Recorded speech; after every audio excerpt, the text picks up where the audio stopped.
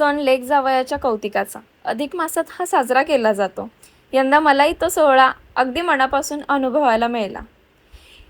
पुण्यात राहायचे असे सण वगैरे काही गावाकडेच व्हायचे, त्याच्यामुळे मी काही कधी पाहिलं नव्हतं. जे काही मला याच्याबद्दल माहिती होती ती सगळी रील्स वगैरे याच्यातूनच कळली होती.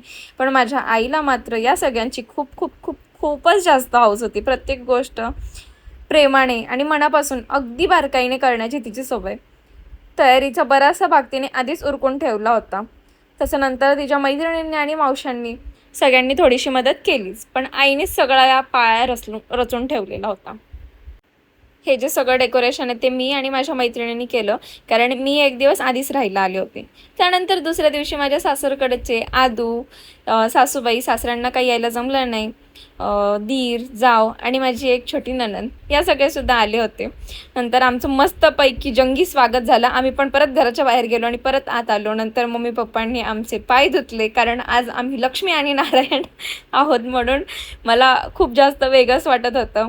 आणि सगळेजण फक्त जावयाचंच कौतुक करत होते, म्हणे आज जावयाचाच जास्त मान असतो, मला फक्त नावाला साईडला बसवलं आहे म्हणून माझाही चालला आहे मानपान, असंच सगळे मला चिडवत होते.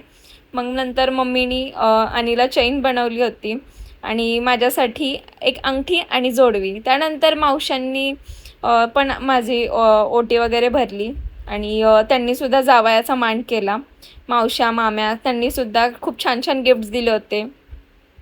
आणि या सगळ्यांमध्ये मला काही माझं हसू आवरत नव्हतं, कारण माझ्यासाठी हा एकदमच वेगळा अनुभव होता. नंतर माझ्या घरच्यांनी म्हणजे मम्मी पप्पांनी माझ्या सासूची, त्यानंतर दीर आणि जाव त्यांचीसुद्धा मानपान केला. माझ्या नणंदबाईंनासुद्धा एक छान ड्रेस घेतला होता. आणि नंतर आधूचासुद्धा व्हिडिओ तुम्ही बघितलाच असेल, कारण खूपच चांगला व्हायरल झाला आहे. नंतर मस्तपैकी जेवणाचं ताट आणलं होतं, कारण त्याच्यामध्ये होते धोंडे, जे की अनिला बळबळ खाऊ घालत होता दादा, कारण अनिला माहिती होतं याच्यामध्ये नक्कीच काहीतरी वेगळं असणार आहे. खूप मजा आली. घर एकदम माणसांनी आणि आनंदाने भरलेलं होतं. खूप छान मस्तपैकी फोटो वगैरे काढले, सगळ्यांनी जेवण केलं आणि एकदम सुंदर गेला आजचा दिवस.